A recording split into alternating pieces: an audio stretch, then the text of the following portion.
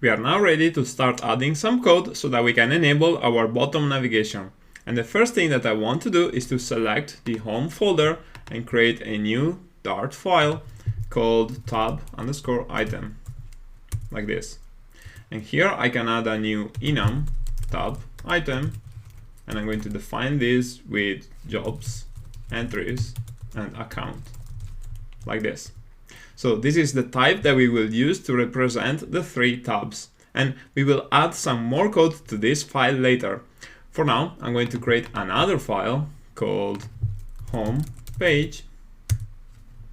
And in here, I can create a stateful widget called HomePage, like this. And I can import material.dart.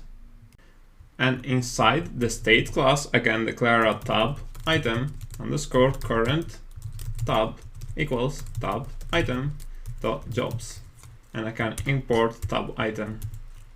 And inside the build method, we should return a widget that can show these three tabs. And as I said before, we want to use a Cupertino tab scaffold, but I'm not going to return this directly over here.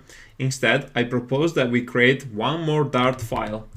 So I'm going to do this, and I'm going to name this Cupertino home scaffold, like this.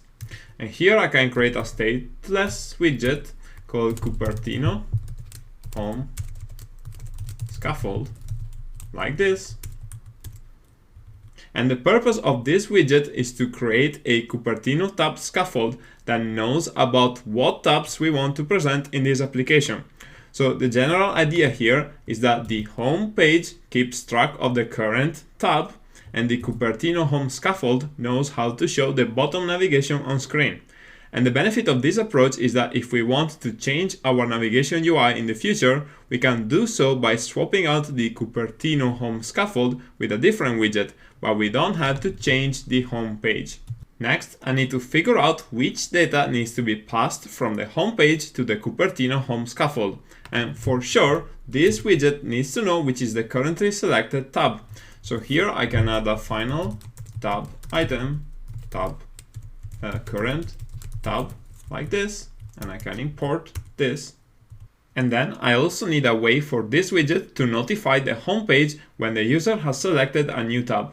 And I can do this with a callback by adding a final value change of type tab item, and I'm going to call this onSelectTab, like this. Okay, so for now, these are all the variables that we need, and we can create a constructor for this widget. And then I'm going to take this constructor and I'm going to add some required annotations, like this. And now I can get back to the home page, and inside here I can return a Cupertino home scaffold, like this. I can import it, and then I can pass a current tab of underscore current tab, and on select tab to be a closure that has an item, and for now just an empty body, like this. Okay, so with this setup, we can keep track of the currently selected tab, and we have a callback that will tell us when the tab has changed. But we haven't added any UI just yet. So let's continue on the next video.